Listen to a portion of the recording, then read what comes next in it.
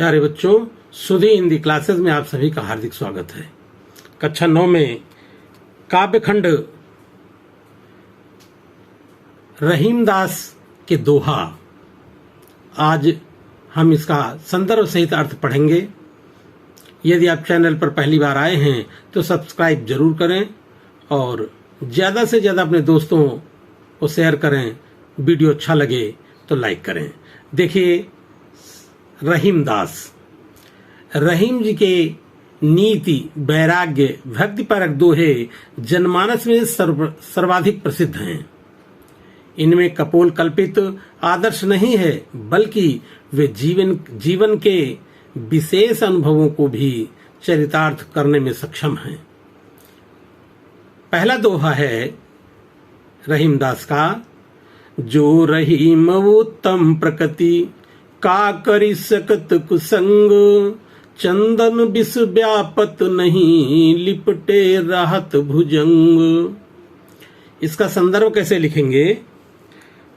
प्रस्तुत दोहा हमारी पाठ्य पुस्तक काव्यखंड के दोहा शीर्षक से उद्धृत किया गया है।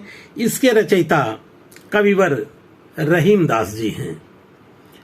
यह संदर्भ इस पूरे चैप्टर में, पूरे दोहा में एक ही संदर्भ रहेगा।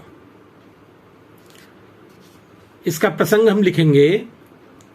प्रस्तुत दोहे में यह बताया गया है कि जो अच्छे स्वभाव के लोग होते हैं उन पर बुरे का साथ, बुरे स्वभाव का किसी प्रकार उसका असर नहीं पड़ता है। रहीमदास जी कहते हैं कि जिनका स्वभाव अच्छा होता है उन लोगों पर, जिनका बुरा स्वभाव होता है, किसी प्रकार का असर नहीं पड़ता है। यह इसका प्रसंग है और अर्थ होगा, जो रहीम उत्तम प्रकृति। रहीमदास जी कहते हैं कि जो श्रेष्ठ स्वभाव वाले होते हैं, अच्छे स्वभाव, उत्तम माने श्रेष्ठ स्वभाव वाले होते हैं, का करी सकत कुसंग,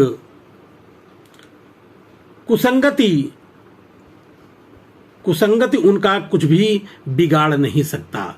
कुसंग का अर्थ होता है जो बुरी संगति वाले लोग होते हैं उनका किसी प्रकार कुछ बिगाड़ नहीं सकते। जैसे चंदन बिस व्यापत नहीं लिपटे रहत भुजंग। चंदन के वृक्ष पर, जिस प्रकार चंदन के वृक्ष पर सर्प लिपटे रहते हैं, फिर भी सर्प का विष उस पर व्याप्त नहीं होता, बल्कि वह अपनी शीतलता को, चंदन का वृक्ष अपनी शीतलता को नहीं छोड़ता। चंदन विष, चंदन के वृक्ष में विष व्यापत नहीं। जो विष है, चंदन के वृक्ष पर सर्प लिपटे रहते हैं, फिर भी उसमें सर्प का विष व्याप्त नहीं होता है। चंदन विष व्यापत नहीं। चंदन के वृक्ष में भी सर्प लिपटे रहते हैं, फिर भी उसका विष उसमें व्याप्त नहीं होता। लिपटे रहत भुजंग। चंदन के वृक्ष में सर्प लिपटे रहते हैं। उसी प्रकार जो सज्जन लोग होते हैं उनकी सज्जनता पर खराब लोगों का किसी प्रकार असर नहीं पड़ता है। जैसे चंदन के वृक्ष में सैकड़ों सर्प लिपटे रहने पर भी उसकी शीतलता कम नहीं होती। इसमें काव्य सौंदर्य में कवि का मत है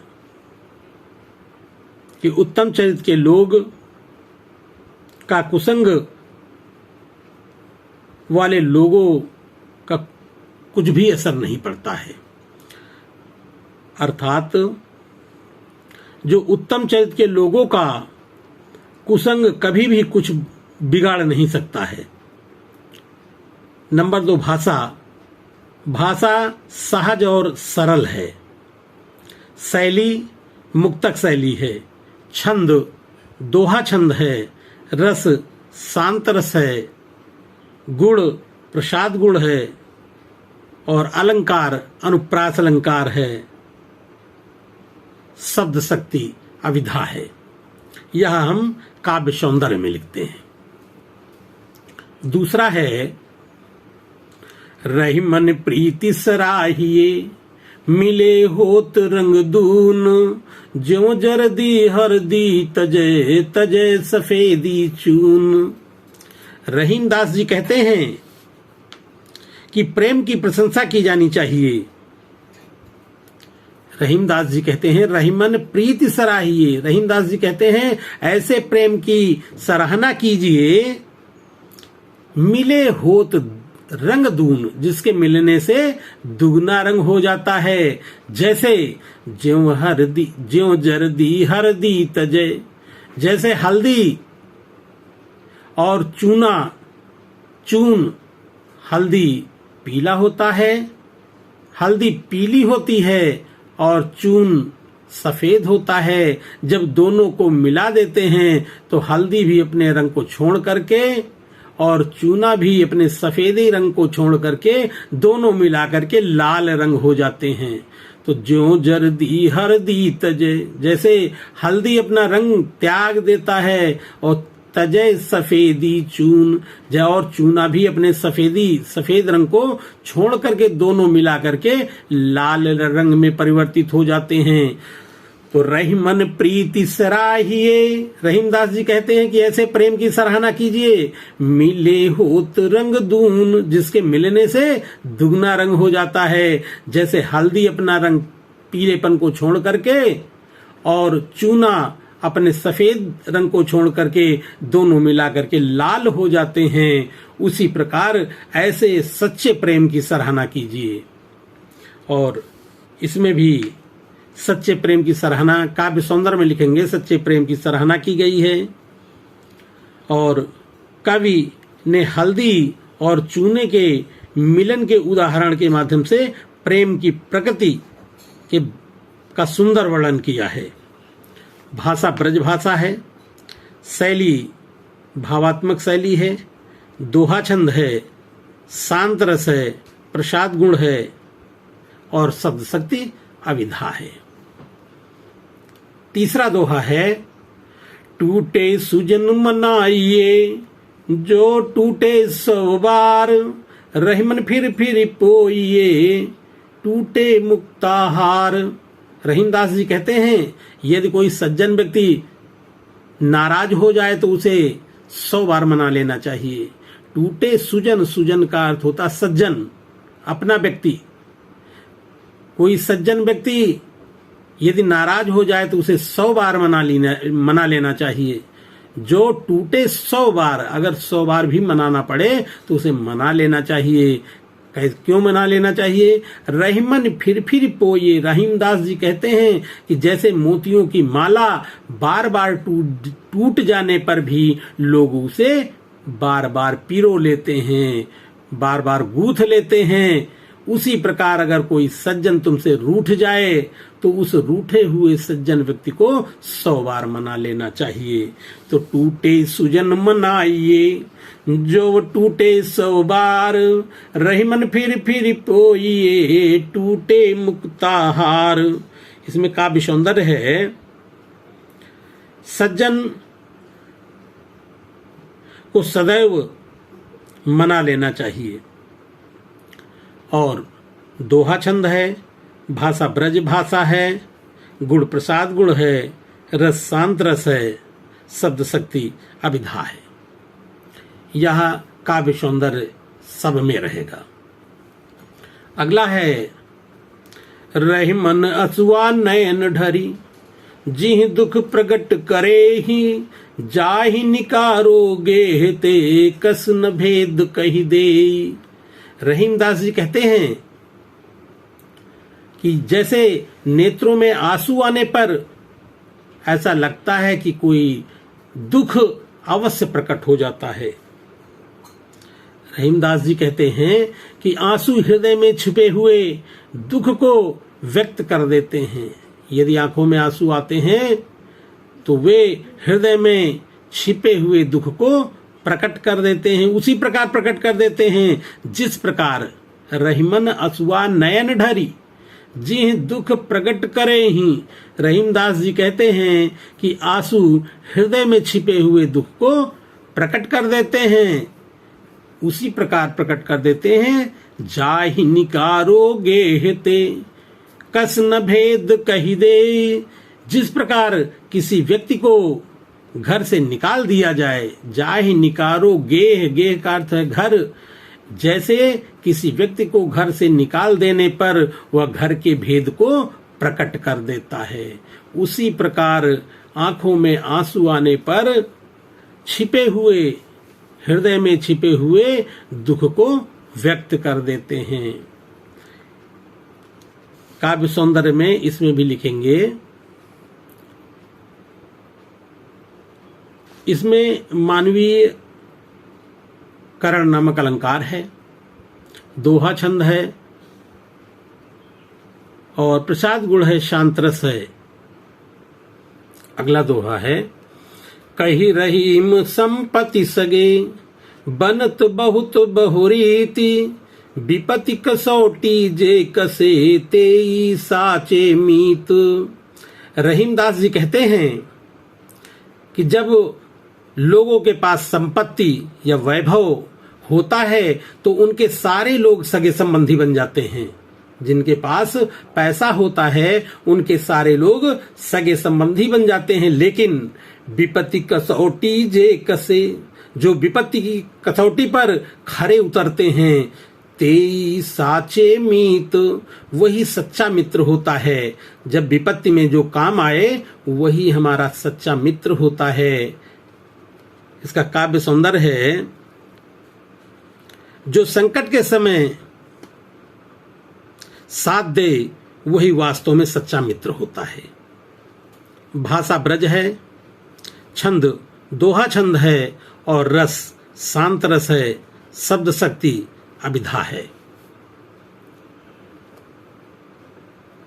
अगला दोहा है, जाल परे जल जात बही तज मीनन को मोह। रही मन मछरी नीर को तऊ न छाड़त छोह।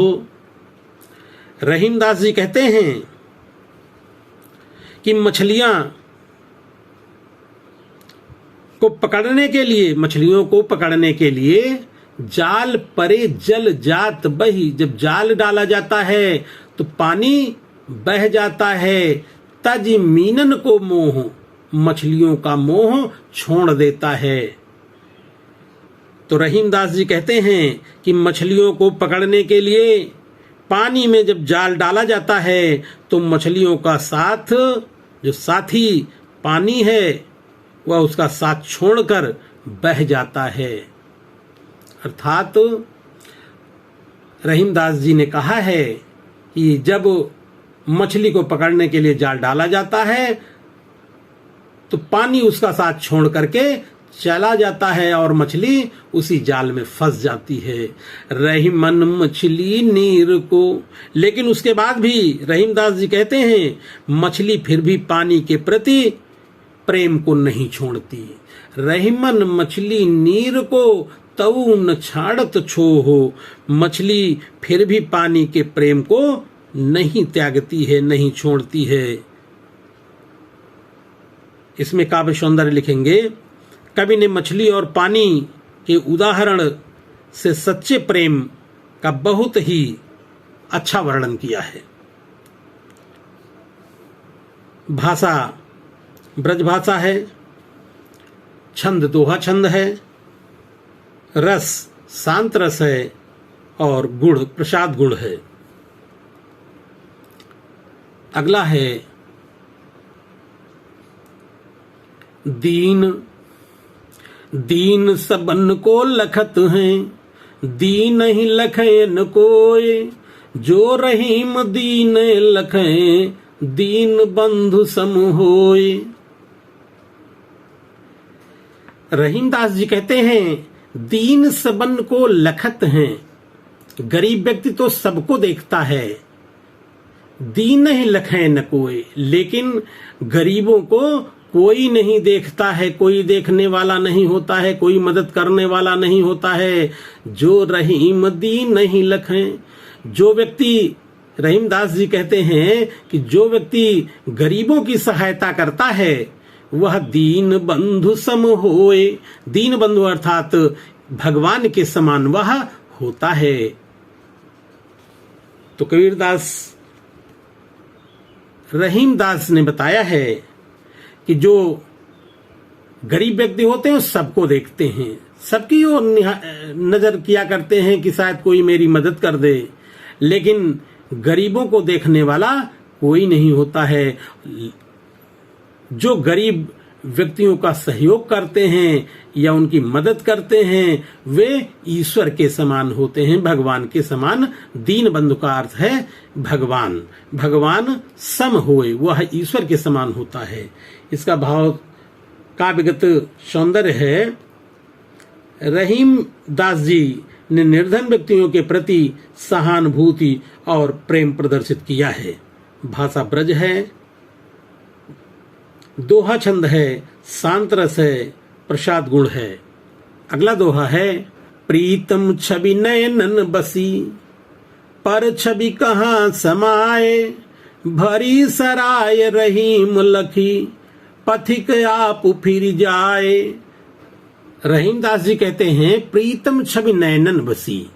अगर प्रीतम की छवि नेत्रों के अंदर बस गई है, पर छवि कहाँ समाए, तो दूसरे की छवि अब उसमें नहीं समा सकती है, नहीं समाहित हो सकती है। उसी प्रकार जिस प्रकार भरी सराय रहीम लखी, रहीमदास जी कहते हैं कि सराय होता है जहां लोगों के रुकने का स्थान को सराय कहा गया है।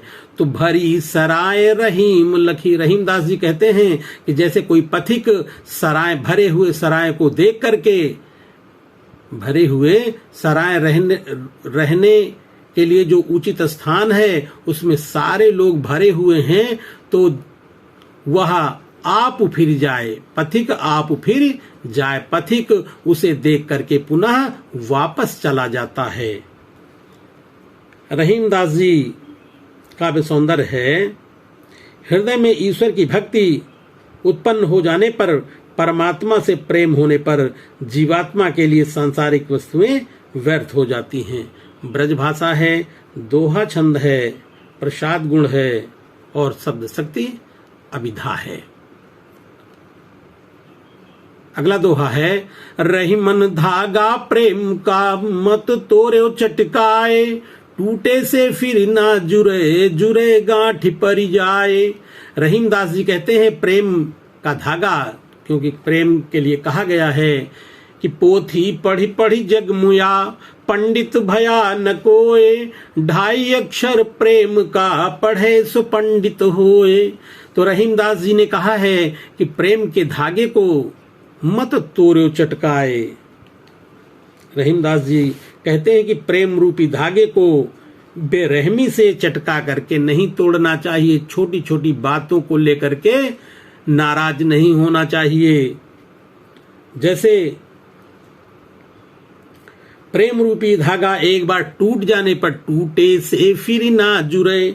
प्रेम रूपी धागा एक बार टूट जाने पर जुड़े गांठ पर जाए। अगर टूटेगा, अगर फिर पुनः जोड़ोगे तो उसमें गांठ पड़ जाएगी, कुछ दूरी आ जाएगी, दरार पड़ जाएगी। इसलिए रहीमदास ने कहा है कि प्रेम के धागे को चटका करके नहीं तोड़ना चाहिए, नहीं तो टूट जाने पर पुनः जुड़ेगा तो उसमें गांठ पड़ जाती है।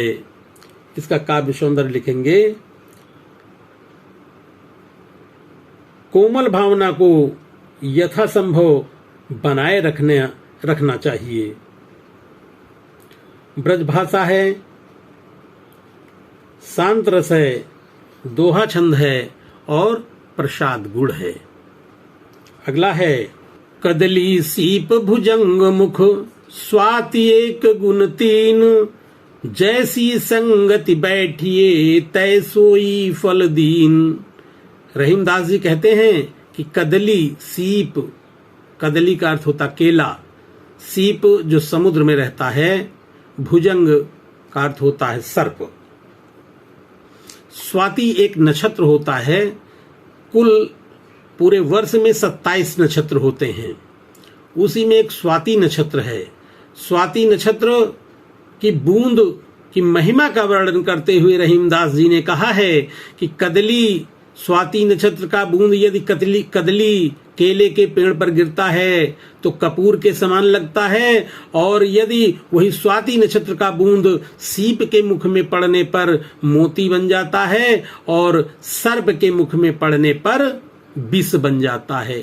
तो कदली, सीप, भुजंग मुख, केले पर, सीप पर और सर्प के मुख में पड़ने पर स्वाति नक्षत्र का एक ही बूंद गुण 3 अगर 3 स्थान पर पड़ता है तो तीनों का अलग अलग हो जाता, अर्थ अलग अलग हो जाता है। कदली पर कपूर के समान बन जाता है, सीप के मुख में पड़ने पर मोती बन जाता है, और भुजंग के मुख में पड़ने पर विष बन जाता है।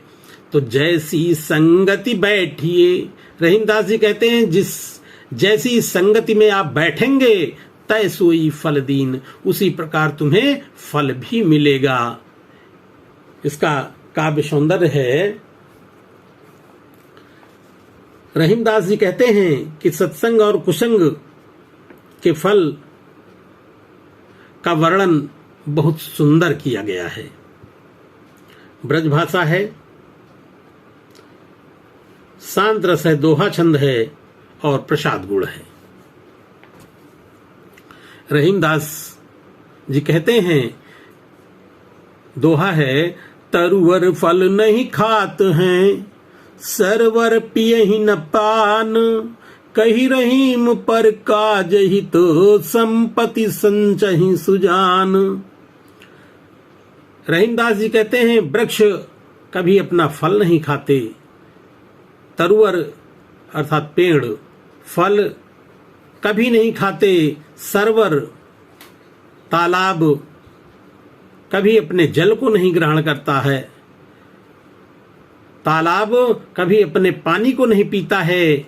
रहीमदास जी कहते हैं, कही रहीम पर काज हित, दूसरों के कल्याण के लिए जो सज्जन लोग होते हैं वे संपत्ति को, धन को संचयी का अर्थ होता इकट्ठा करते हैं, दूसरों के कल्याण के लिए भी धन इकट्ठा करते हैं। जो सज्जन लोग होते हैं दूसरों के लिए धन इकट्ठा करते हैं, उसी प्रकार इकट्ठा करते हैं कि जैसे पेड़ अपने फल को नहीं खाते, सरोवर अर्थात तालाब अपने पानी को नहीं पीता, रहीमदास जी कहते हैं उसी प्रकार जो सज्जन लोग होते हैं वे जो धन संचय करते हैं वह भी दूसरों के लिए ही धन संचय करते हैं।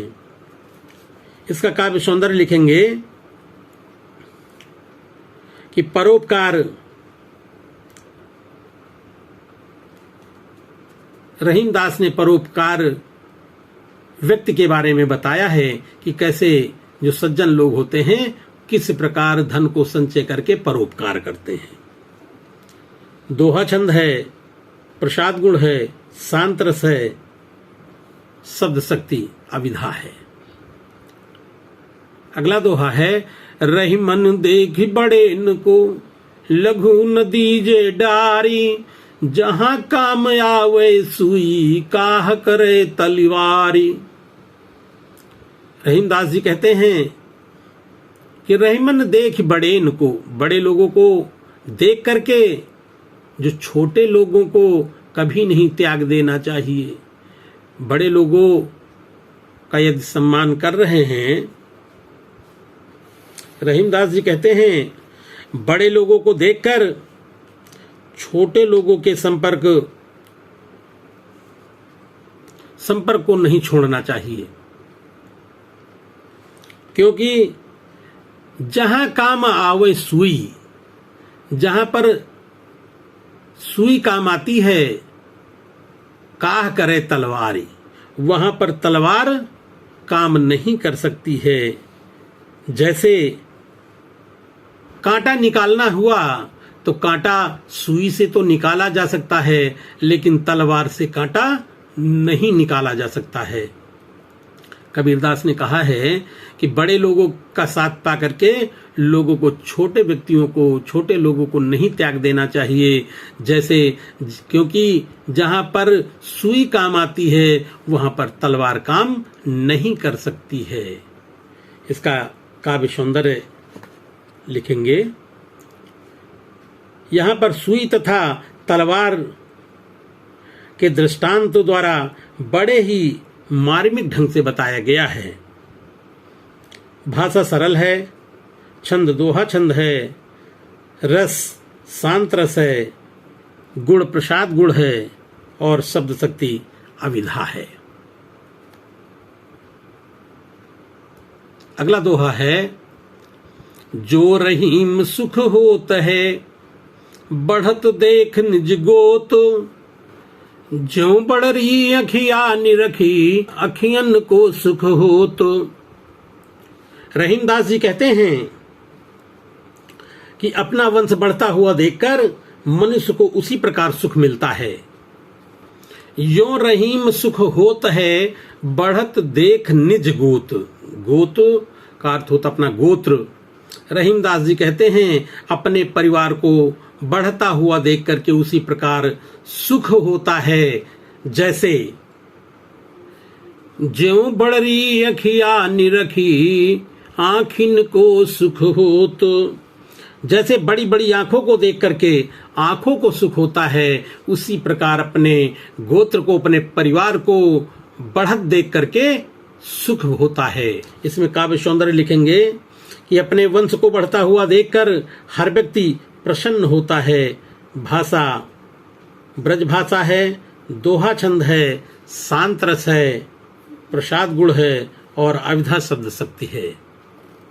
अंतिम दोहा है, रही मन ओछे नरन ते तजो बैर अरु प्रीति, काटे चाटे स्वान के दुहु भांति विपरीत। रहीमदास जी कहते हैं कि नीच व्यक्ति से न प्रेम करना चाहिए। रहीमन ओछे नरन ते, नरन का अर्थ होता नर व्यक्ति से। रहीमदास जी कहते हैं कि नीच व्यक्ति से प्रेम नहीं करना चाहिए। नीच व्यक्ति से न प्रेम करना चाहिए और न वैर करना चाहिए। तजो बैर अरु प्रीति। जो नीच व्यक्ति होते हैं उनसे न प्रेम करना चाहिए और न बैर करना चाहिए, न दोस्ती करनी चाहिए, न दुश्मनी करनी चाहिए। जो ओछे व्यक्ति होते हैं, ओछे व्यक्ति का अर्थ होता है नीच व्यक्ति, दुष्ट व्यक्ति, खराब व्यक्ति। रही मन ओछे नरन ते। जो दुष्ट व्यक्ति होते हैं उनसे दोस्ती और दुश्मनी नहीं करनी चाहिए, दोनों खराब होती है। जैसे काटे चाटे स्वान के दुहु भांति विपरीत। स्वान का अर्थ होता है कुत्ता। जैसे कुत्ते से बैर करने पर वह काटता है, अगर कुत्ते से बैर करोगे तो काटेगा, स्वान काटे, और अगर प्रेम करोगे तो चाटने लगेगा। तो कुत्ते से बैर करने पर वह काटता है और प्रेम करने पर चाटता है। ये दोनों ही प्रकार कष्टदायी है, दोनों ही प्रकार से कष्टकारक है। रहीमदास जी कहते हैं कि दुष्ट व्यक्तियों से प्रेम करना, दोस्ती करना और दुश्मनी करना दोनों खतरे से खाली नहीं होता है। उसी प्रकार नहीं होता है जैसे कुत्ता, अगर कुत्ते से दुश्मनी हो गई तो काट लेगा और दोस्ती हो गई तो तब वो चाटना शुरू कर देगा। तो दोनों प्रकार कष्टकारक होता है। और इसका काव्य सौंदर्य लिखेंगे। इस दोहे में रहीमदास ने नीच व्यक्ति की तुलना कुत्ते से करते हुए उसके प्रीति और वैर दोनों को ही कष्टकारी बताया है। भाषा सरल है, शैली मुक्तक शैली है, छंद दोहा छंद है, रस शांत रस है, गुण प्रसाद गुण है, शब्द शक्ति अविधा है। प्यारे बच्चों, दोस्तों को ज्यादा से ज्यादा अपने दोस्तों में वीडियो को शेयर करें और वीडियो अच्छा लगे तो लाइक करें। धन्यवाद।